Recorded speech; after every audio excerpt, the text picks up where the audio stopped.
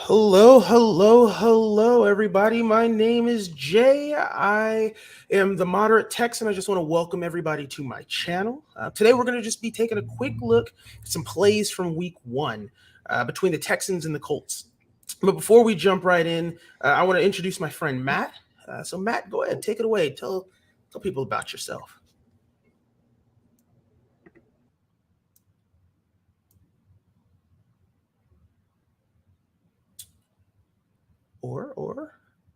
Or tell people about myself first. We'll go ahead and we'll do that. So little bit about me. It looks like Matt's having some issues real quick, so I'll talk about me. My name is Jay. As I said, I am a vet of the United States Air Force for 6 years. I'm a devout Christian. Uh, try and go to church as much as I possibly can, and I'll debate the Bible, talk the Bible with anybody if they want to hear it. It's a huge part of my life. I love sports in general. I played soccer for about 15 years. I love football. I love basketball. I'm a Spurs fan, not Tottenham Spurs, San Antonio Spurs. Obviously, I'm a Texans fan. And pretty much just debate any subject. I'm a married man, and I'm pretty much willing to discuss anything with anybody. So feel free, ask your questions. Let's talk. Let's have a discussion. Matt, let's hear about Yeah. you, my guy. So from Illinois, 21-year-old. Just graduated college this spring. Uh, love football, Congrats. love basketball. Thank you, sir. Love baseball.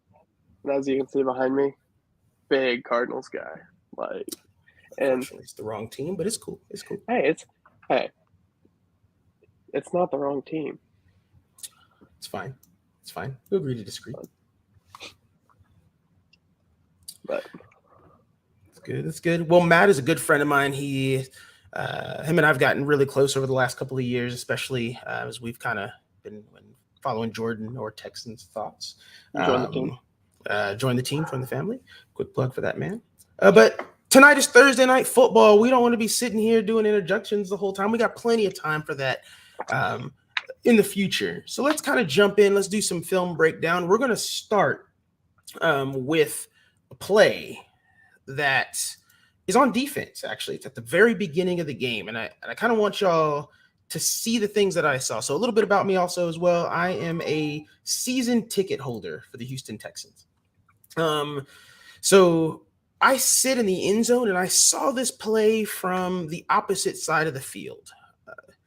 And the very first thing I saw is, hey, that's a tackle for loss by Malik Collins. That's a good looking play. Well, let's see how I saw it, right?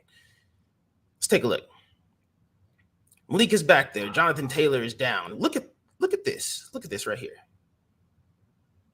Malik and Petrie are back there. Petrie is a ball hawk. That man is always around the ball. It's insane. What'd you see there, Matt? I saw everyone on the Colts offensive line get absolutely dominated. So it doesn't matter where Jonathan Taylor was going with that ball. He was going down instantly. Because True. boom, Malik Collins had his man beat. Jonathan Grenard had his man beat. Roy Lopez kind of gets manhandled over here, but we'll ignore that for the time being. But Jalen Petrie, like you said, absolute ball hawk. He's in every defensive play that we have here. So he's been flying all over the field in preseason. He did it in college at Baylor. And he's going to be a cornerstone piece for this defense for years to come. Agreed. The big thing that I noticed actually in this play is Ogbo here. He keeps the edge, which is what you want, right? Mm-hmm. There's discipline that we're seeing on this defense. That's what we want to see, right? That's something that allowed the Texans to get gashed so much last year in run plays. That didn't happen here, and it allowed our run stoppers in Malik Collins and Roy Lopez to kind of plug that gap up, and it allowed them to get the tackle for loss. Kind of move on to another play here. Let me stop sharing this screen real quick and let's move on to the next play. Share again. Let's get this going here. So this next play, this is actually the first throw of the game for the Houston Texans. This is Davis Mills. He makes a pass over here for about 5 yards to Brandon Cooks. It's a good looking play, actually. I really liked it. But let's kind of watch and see what we see.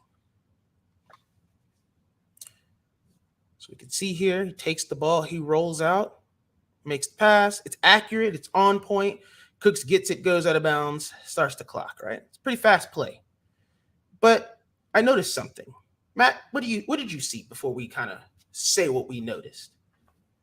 I mean, I see about roughly 8-yard separation between Cooks and his man here already. But then once the play gets rolling, Cooks runs about a 5-yard curl, but this corner just keeps kind of fading back. So there's about 6-yard separation there. And if that ball is released right now, there's 6 yards for Brandon Cooks to beat number 23. And we all know the speed and the elusiveness that Brandon Cooks has. He's winning that matchup 10 times out of 10.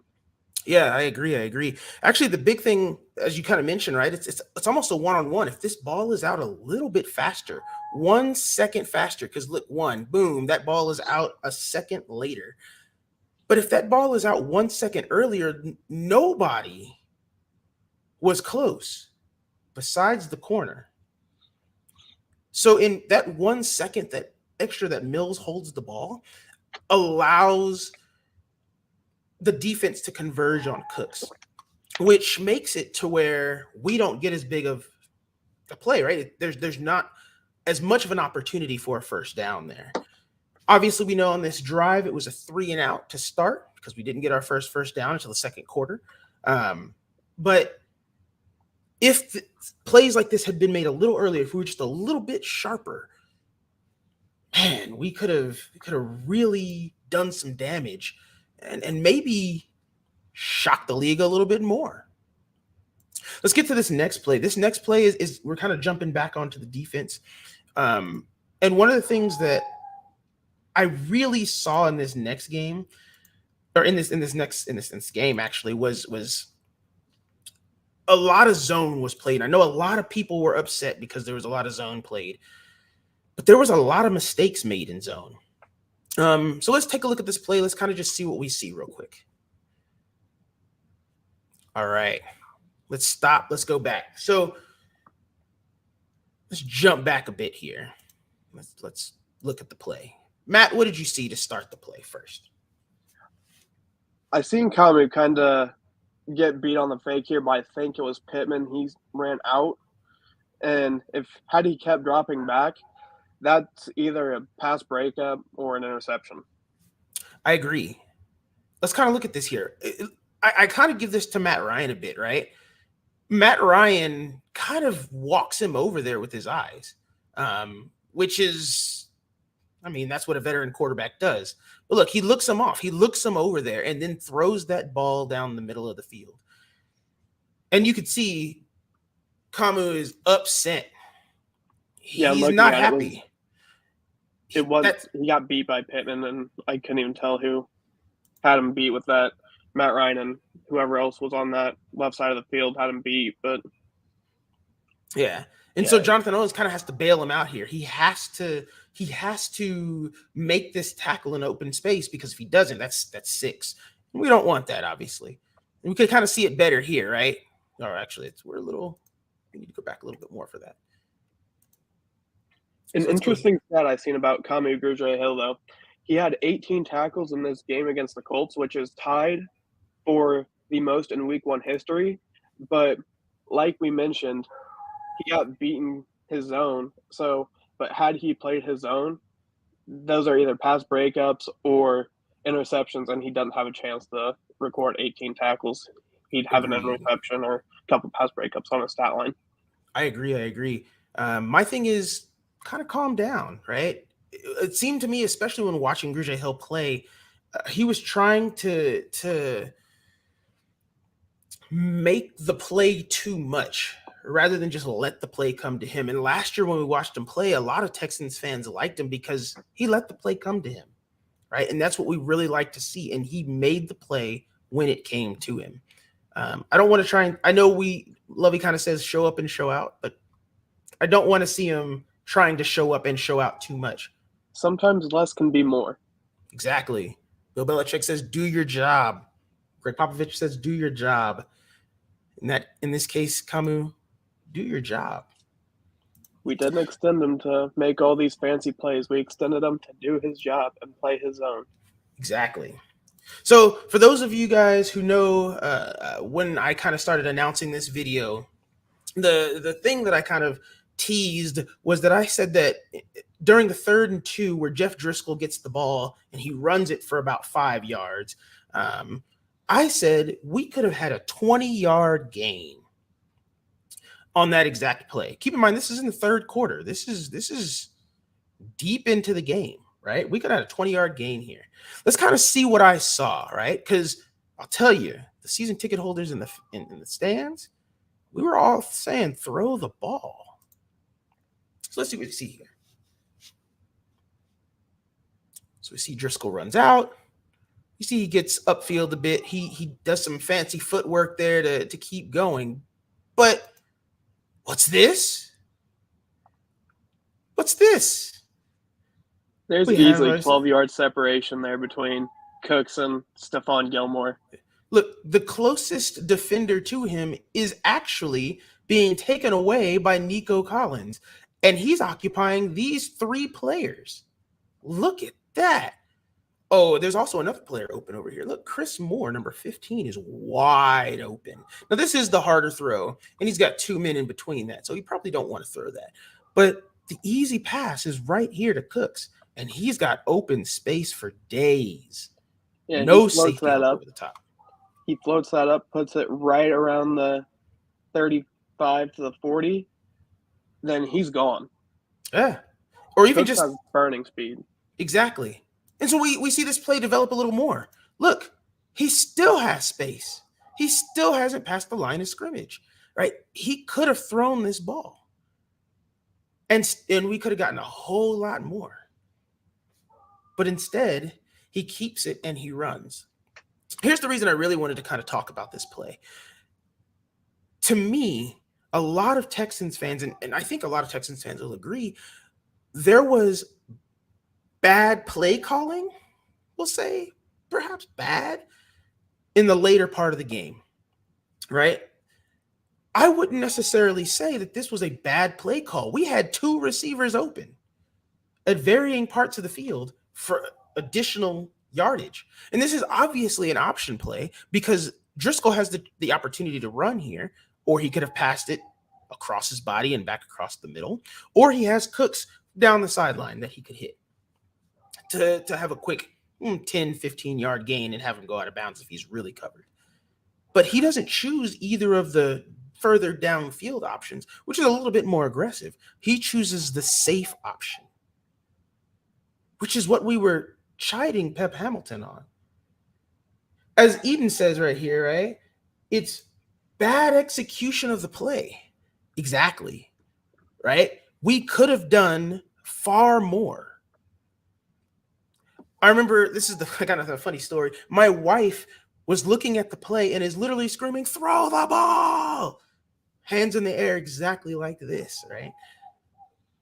Colts fans are probably thinking their lucky stars Driscoll didn't throw that ball. Exactly. Well, yeah.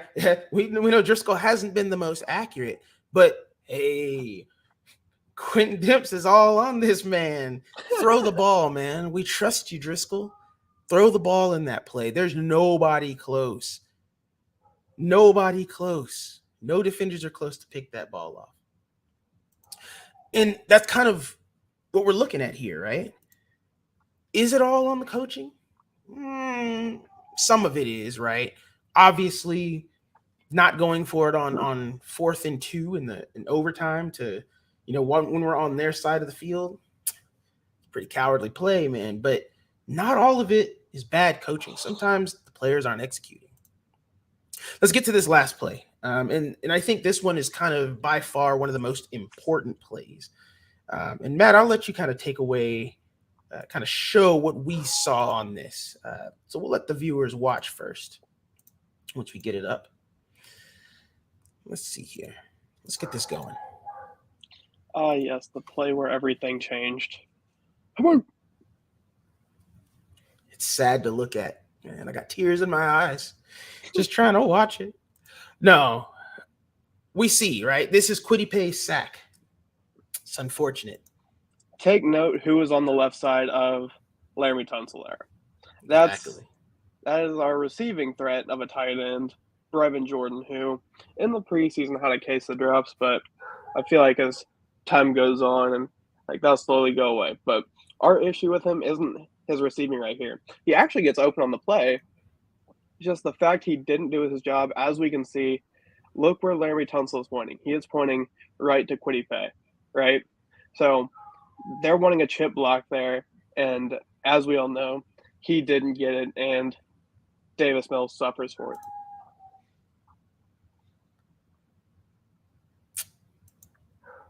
It hurts Pain. to watch. Pain. Pain, man, pain. Uh so couple of things, right? I know Tunsil was getting flamed on Twitter hard, right? He how many responses did he have where he said uh He's still getting flamed for it. yeah, he's still getting flamed where he was saying, thank you for your support, right? Thank you for your support. He said it several times, right? Are we really gonna flame Tunsil for this? I mean, come on, man. He literally calls the play out to Brevin. He calls where it's going. Look, he points him out. He knows there's pressure coming off the edge. Mills knows it. Mills expects there to be a chip and there to be time for Tunsil to recover, to take Quiddy Pay, right? But that's not what happens because Brevin just ran by him. He just runs him by. And it looks like Quiddy Pay was honestly expecting it too, because he kind of did like a little stutter step. And then when he Exactly. realized Brevin took off, he goes, "Oh, I have an open lane right to the blind side of Davis Mills." Exactly. Exactly. Now, what I know a lot of people are probably going to say here is, well, Tunsil's blocking nobody right here. Ah, this is where we look through the chaos and bring you back to the middle. Looky here. He's called him out. Why would Quiddy Pay need to take a step to the outside and kind of hook around far when obviously he kind of supposed to have a straight shot to the quarterback? He's expecting to be chipped. He's expecting Brevin to block him. Brevin doesn't do that. Tunsil realizes too late and cannot block him. That's unfortunate.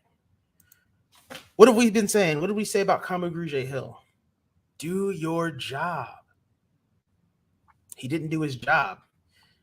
And it cost us a win. Because, as we'll see here, this is kind of the big thing. I'm going to pause it here. If this chip block happens and Tunsil's allowed to get him, look who's open.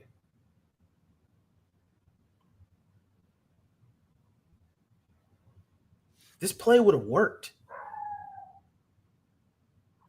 It would have worked, right? We can see it. It's plain as day. It should have worked. We have 3 receivers open. I can't quite tell who this is right here. This is Pharaoh Brown. Pharaoh Brown beat a linebacker and a corner. That's terrible. Brandon That's Cooks over the terrible. middle at the 40-yard line. Brandon Cooks at the 40-yard line with the safety inching towards Pharaoh Brown. He's got one man to beat. And by the way, y'all, that's Stephon Gilmore. Stephon Gilmore. We got Stephon Gilmore getting absolutely cooked by Cooks. Brevin Jordan has beat his man. Both tight ends beat their men. That's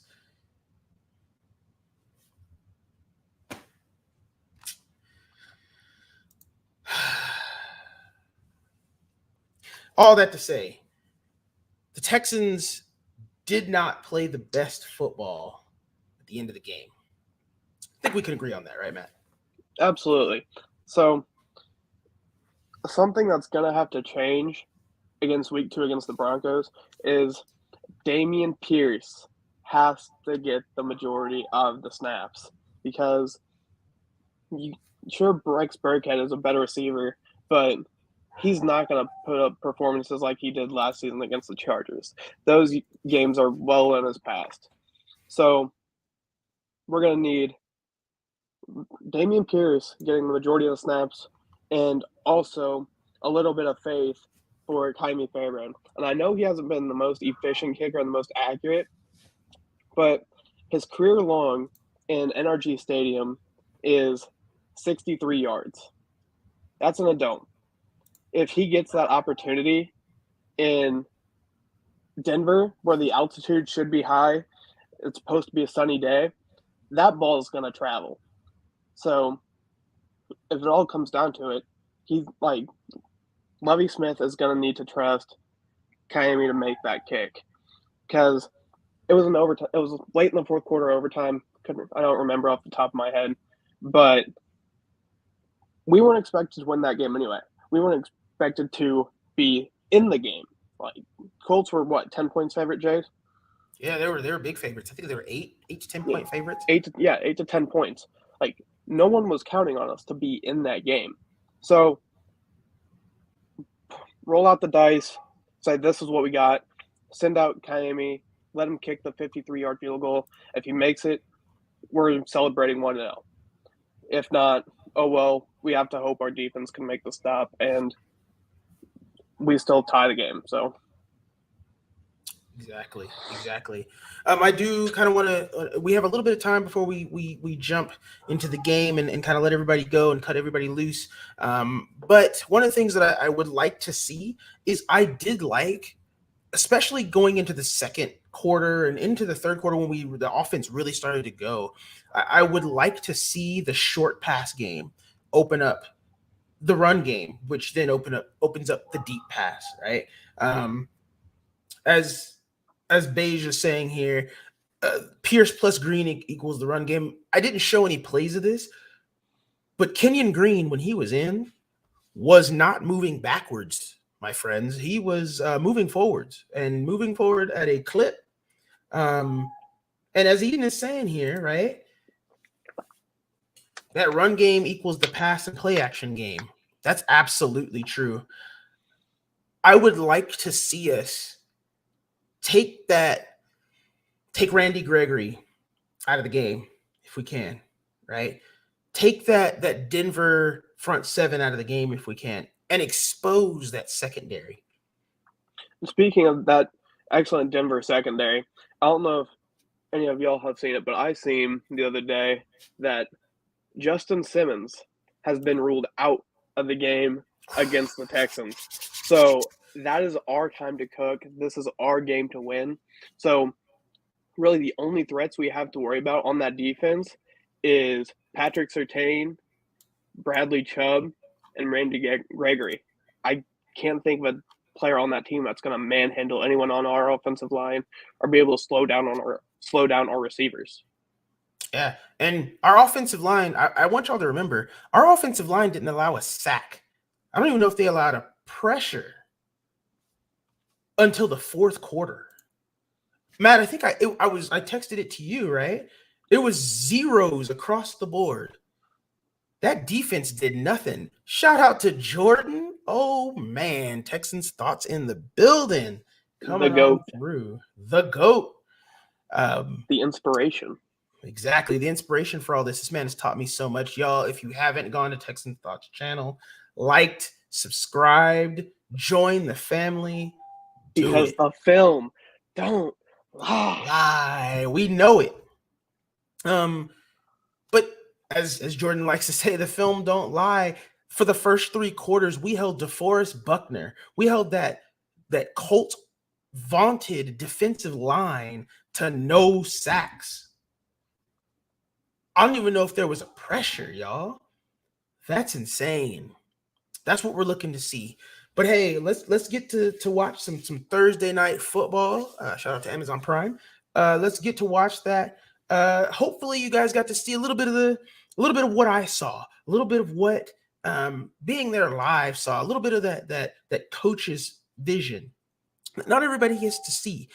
We saw a little bit of good, we saw a little bit of bad, we saw a bit of mediocre, and we saw opportunity. That's what we saw. there's opportunity. And all we're asking for is the Texans to be a little better each week. A little more confident. A little more confident. We have the tools. We just got to use them. Facts, man. H-Town stand up. So we watched it. We looked at the chaos. We looked into the darkness. And, man, we saw the light. We brought it right back to the middle. This has been the Moderate Texan and Money Matt season. Catch you next time.